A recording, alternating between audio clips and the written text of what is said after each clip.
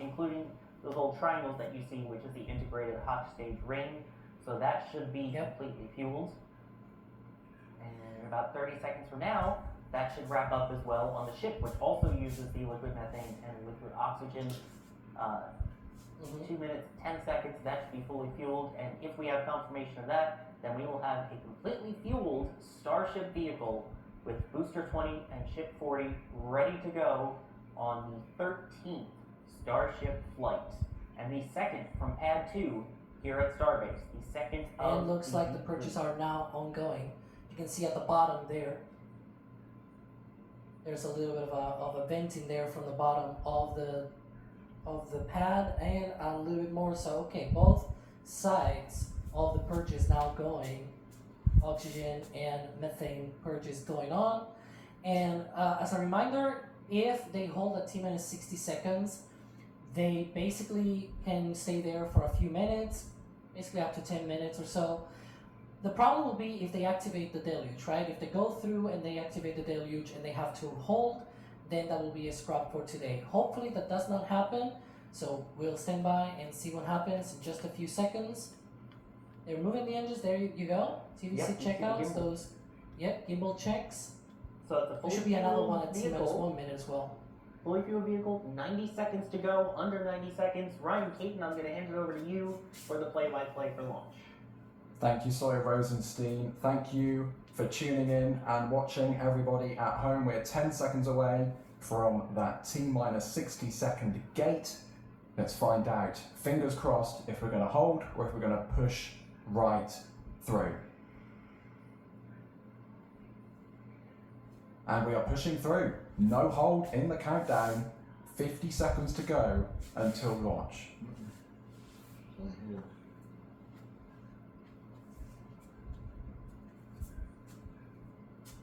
I'm not sure why our clock is showing a hold. We are not holding, we are pushing straight through.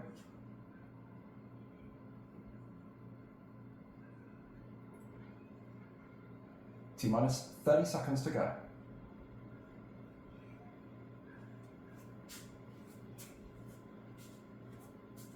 Standing by for the detonation suppression system. There it is. Next up will be the deluge system in the flame trench and then the top deck. Here we go. Here comes the deluge, standing by for ignition. We have ignition and liftoff of Starship Flight 13.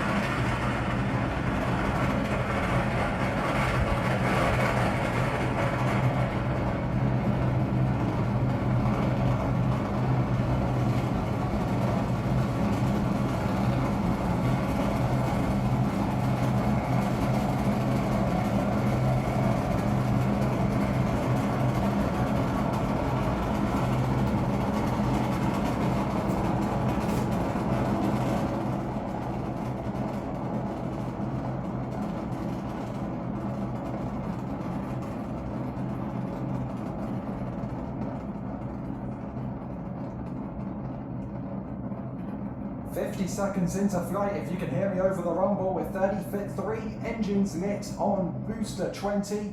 We're pushing down range, we're passing through max Q, the maximum aerodynamic stress this vehicle will face during flight. And we look to be through that milestone without an issue. Next up is going to be most engines cut off, or MECO, 2 minutes and 18 seconds into flight. About a minute away from right now. Beautiful tracking views with this beautiful weather as we continue to push down range. Over 2,000 kilometers per hour in velocity, approaching 20 kilometers in altitude, 90 seconds into flight.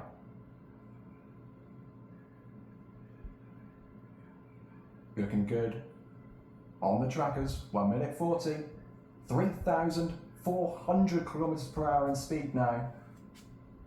What an awesome view. Looking down on South Texas below, not a cloud in the sky. Well, only clouds left by the rocket, that is. And we're now starting the roll for hot staging. This view We're going to see all 6 ship engines light up in a specific pattern to try and flip the booster in the correct direction. Of course, last flight, as we look on board with the engines on Booster 20. Incredible view. Coming up on stage separation.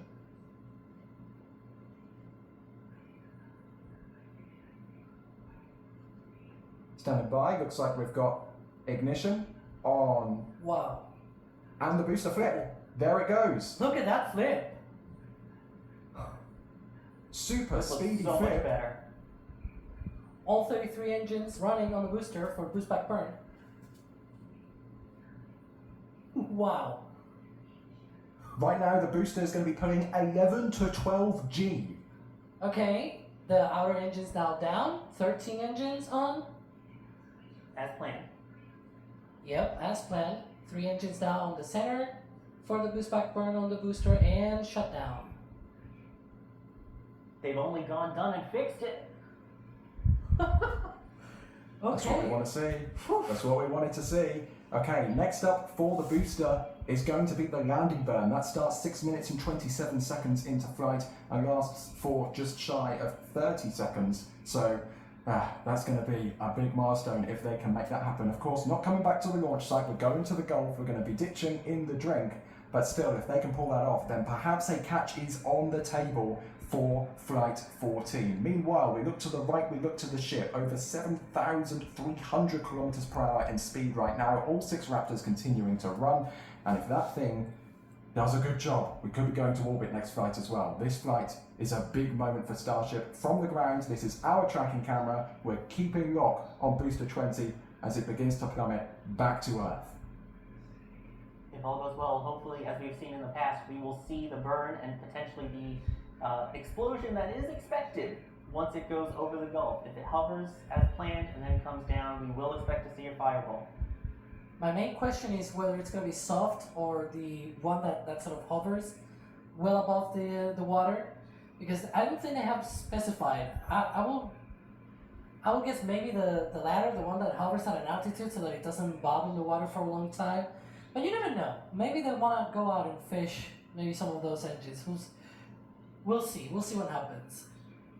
And we can see the live view from Booster 20 on the right-hand side. That is the coast and the shadow of the launch plume coming back into view from the booster. It's currently 86 kilometers in altitude and falling. That is going to be 0 kilometers in altitude in barely 2 minutes' time. You can see the puffs from those cold gas jet thrusters, or the thrusters, excuse me, not cold gas jet, the ones that, as they release pressure from inside. So the same ones they use for release pressure, the same ones they use for attitude control. Might also might be doing some of the chill downs for that landing burn later down the line. Sometimes they also dump a little bit of what remains on the main tanks. And we can see from the ground the booster is got a little tail behind it, which makes it easier to identify from the ground. 5.5 minutes into flight now, coming up on that landing burn, scheduled to start in just under 60 seconds from now. On the ship side, a quick update, continuing to see 6 out of 6 Raptors approaching 12,000 kilometers per hour in velocity. So far, so good for ship 40. Look at the clouds in the background. This is just a great demonstration of how fast this booster is traveling.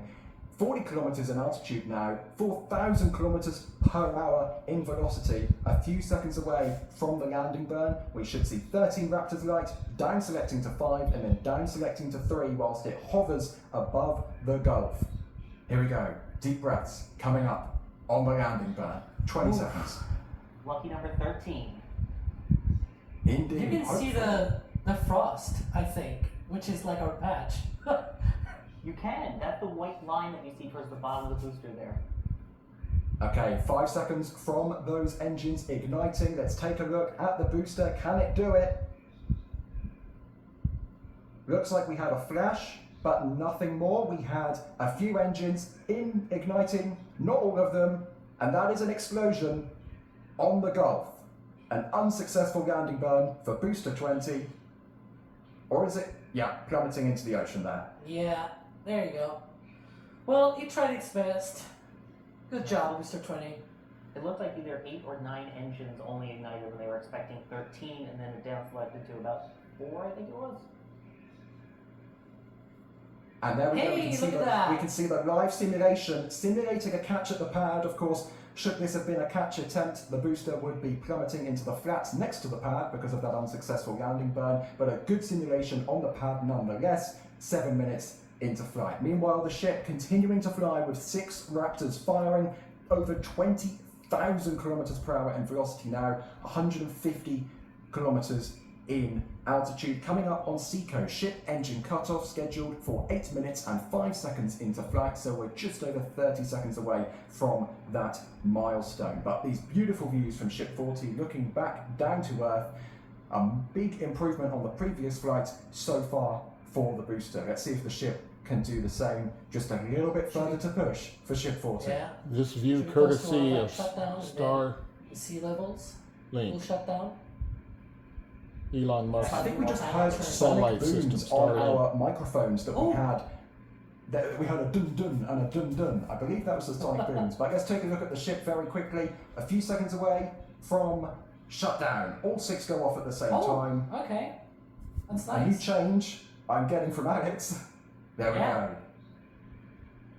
Suborbital insertion at 26,508 kilometers per hour, 149 kilometers in altitude. That looked much better than the And that was last an one. Helps out orbital your insertion. Orbital insertion. Love to hear that. Exactly where it needs to go, even though it's suborbital insertion technically. Looks like now they're depressurizing there, getting ready for that payload deployment later. Indeed, payload deploy coming up at T plus 16 minutes and 40 seconds.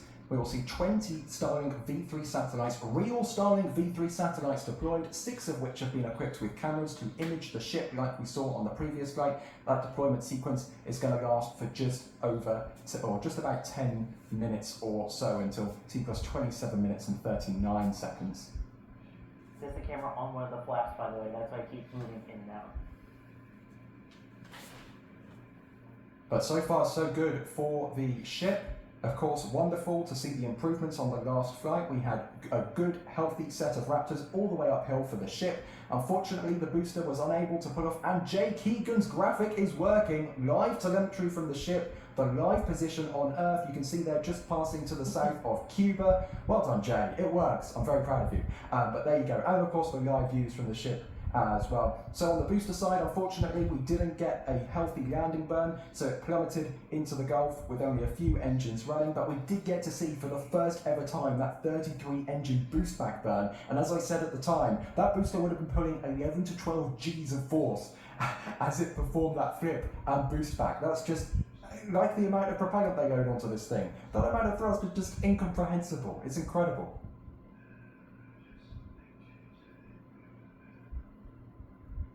Also proof that this is still a test flight. We did not doing the full landing burn as planned, but it got much further than last time. That is for sure. It did. It seems like that ignition sequence works. It reminds me of version 1 again, where if you remember, booster 9 did not make the boost back burn, then booster 10 did the boost back burn but not the landing burn, and then we had to wait until booster 11 to do the boost back burn and the landing burn and self splashdown. So yeah, maybe that's sort of my main question now. It's like, are they confident enough with that data from that landing burn to do a catch on the next flight, or will they have to do another splashdown? That's sort of the main question that I have for the next flight. But we'll see what happens. Yeah. Obviously, the ship's still continuing its thing, getting ready for that payload deployment, which should occur around 16 minutes into flight, so about 5 minutes from now. Yeah, hopefully we haven't had a repeat of how the ships did with the first V2 flights, at least, where the first one, so far, the first ship flight was very successful, and hopefully we see that again today, which so far even better with all 6 of those engines firing all the way through. Continuing to reposition. Thankfully, we do have the live attitude telemetry as well, so we can actually see the ship readjust its attitude in real time. So it is getting into the correct position where it's going to be deploying those 20 Starlink V3 satellites.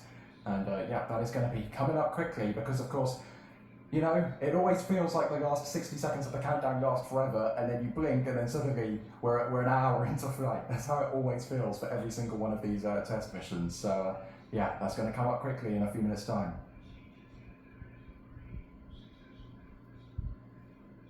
It really does. As fast as the launch goes, the flight portion itself somehow manages to go even faster. And you can see the limb of the Earth there from onboard Ship 40. That is just beautiful as we head towards the Terminator, of course, entering sunset very shortly. So if you are in the Caribbean or you're on a cruise in the Caribbean, you can see the live map on the left-hand picture, the live views on the right-hand picture. Go outside, look up, and Ship 40 is currently spewing, you know, RCS into the surrounding area, so it makes it a little bit easier to see, you know? Yeah, dumping whatever remaining propellant they have on the main tanks. What is that? Oh, Hey. look at that. Well, I mean, technically, where's the booster right now? It's just off the shore there, saying "Wish you were here," splashing down with us in the Gulf. Hey, is that Megazilla? Like the chopstick on Megazilla there? It is. This is our special Yeah. "Wish you were here" merch for successfully getting that boost back burn. And even if it wasn't the most successful landing part, it was basically on target, exactly where it needed to be. I mean, we all missed it. We all miss seeing the booster come back. Come on, especially Megazilla, who's saying, "Wait for me! It's my turn next," with a little sweat waiting for it to come back to it. I love that. Also, I love how there's a little Tesla Cybertruck in the bottom by the feet for scale. This is just a great design from our shop team. Absolutely. Yeah, it got basically a bit of a, because obviously the booster did not come back for the catch, and to be honest, probably thankfully, because that booster landing burn was a bit sketchy. Yeah, we By the saw way, it there for- continuing. Sorry, I was just going to say, we saw it there continuing to descend. I'm just scrolling back at the telemetry from that phase of the flight, and you know, it wasn't fantastic. They lost a lot of the engines, and yeah, they came into the ocean a bit faster than intended. Yeah, Ryan Webber was checking out as well. When you have here, that 10 of them ignited, then it went down to 8, then 5. And obviously, considering it was supposed to go 15 to 5 to 3, it was going a little faster than they had originally planned. 13 to 5 to 3. 13, what did I say? You said 15. Anyway, I think because I Too thought many we were things coming in up our on 15 minds. minutes. We're coming up on 15 minutes into flight. That's what I was thinking at that point. Yeah. If you saw that graphic from Ryan earlier in the stream about the launch trajectory, you can see we're getting close now to north of Venezuela. That's around where that payload deployment starts. We're about a minute, excuse me. I was going to say, it feels like it's going quickly, but not that quickly. Yeah, we are about a minute out from that. Maybe we'll see the payload door deploying, or not deploying, more like opening. Yep. I guess. Yep, I think it's open now. I see a gap. Hopefully some lights will turn on, maybe? Or maybe there are lights on, but it's just so bright because it's sunset that we can't actually see them. Yeah, just get the plume interaction there from that venting that you see. The venting also the reaction control system. Yeah, the door is open. Is confirmed now. Okay, so we are 1 minute away from payload deployment starting. Of course, if you saw the Critical Path documentary that was released a couple of weeks ago, NSF alumni Thomas Burkhardt was a key component of getting that StarLink deployment sequence up and going, and we saw him in the Star Factory, so let's hope his hard work pays off, eh? Well, you can see now the lights thanks to going into orbital night.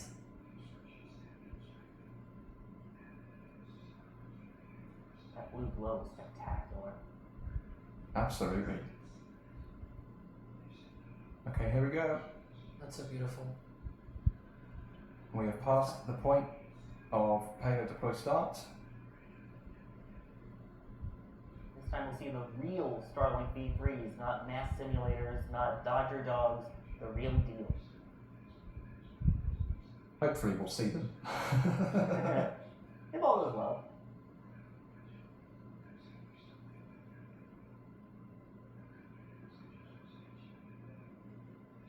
Of course, these flight timeline events are dynamic, so we are Ooh, there we go. inside the ship, and looks like the first one's getting ready to go out.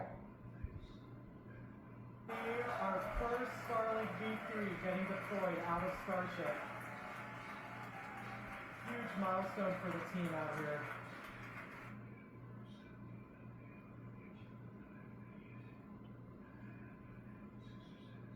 And there they go.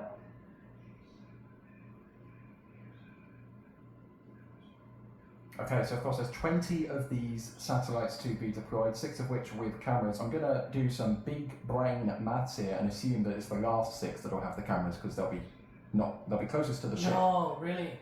Yeah, I know. That's a crazy theory from me. I mean, that's really outlandish. Not like they did that with the 2 Dodger dogs last flight. Now, hopefully one of them has a light on it, like we saw last time where they had the lights on the ones that had the cameras. Yeah. I wouldn't be surprised if all 6 have the lights. Maybe. Oh, there's another one. Goodbye.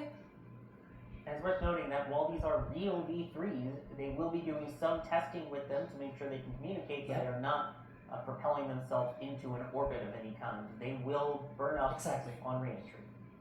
And There goes another. This is so cool to see live. Especially the exterior view. Yeah.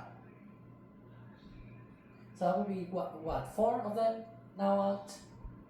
16 more to go. We need to have like a counter, maybe for the next flight. Yeah. Or add a Or just- StarLink or payload deploy counter, maybe. I don't know. Exactly. Yeah. Chat can help us keep count. How about that? Chat keeps us up to date with the number. Well done, True. Sawyer. That's a great idea. Thank you. And another one. You can sort of see in the reflection of the door, not on the door itself, but like on the edge of the door when a Starlink is about to cross. There goes another one, and there it is. See? Ta-da. I think we're also seeing a little glimpse that's of 6. one of the shrouds for the probe and drogue docking system there. Just became uncovered again by that deploying satellite. That's cool to see. Of course, they jut out a little bit from the ship. Yeah. And they have 2 of these stacked in a row, it seems like, similar to last time, right? Where they deployed one and Yeah. then the second one right behind 2 it. of them. And then they adjust the height of the deployer to line up with the Pez Dispenser. Yep, the Pez Dispenser will be able to hold 30 pairs, so 60 satellites on in total. Right now they're only carrying 20. Well, no longer. Now 14. 13, because there's another one going away. But yeah, once it's fully loaded, it's 60 of those satellites. I have a theory, okay? This might be a crazy conspiracy theory, but SpaceX are showing less of the internal views. Maybe they don't want us to see some secret proprietary technology on the satellites. You wouldn't be too far off if I were to guess. It looked very crowded inside of that payload bay. It's definitely way different when it's a real satellite rather than, I don't know, a block of concrete or something. An old satellite with a rod stuck through it. Or that, yes. But yeah, so you were mentioning that they're testing those satellites, and that is an important part because they have not deployed. These satellites are much larger than the ones that they fly on Falcon 9, and they have big solar panels, right? And so those need to be deployed. There's another one. I've lost the count by now. I think there's still 11 remaining.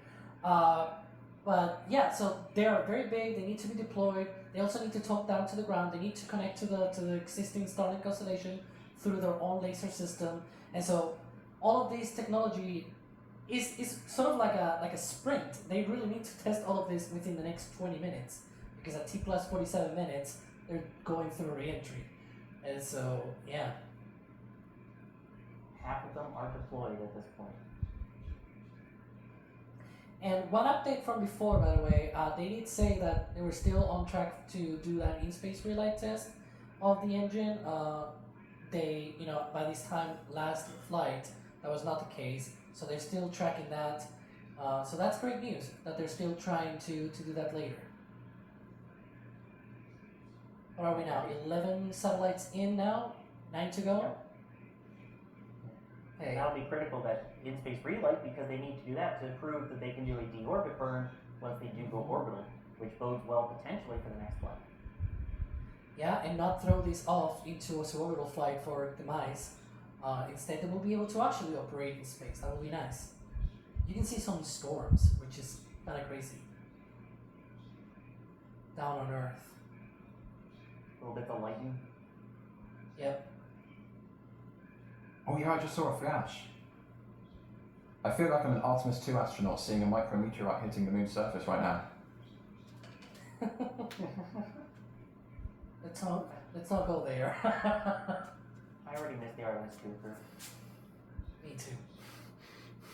Hey, that will be 13 satellites now, if I'm counting correctly.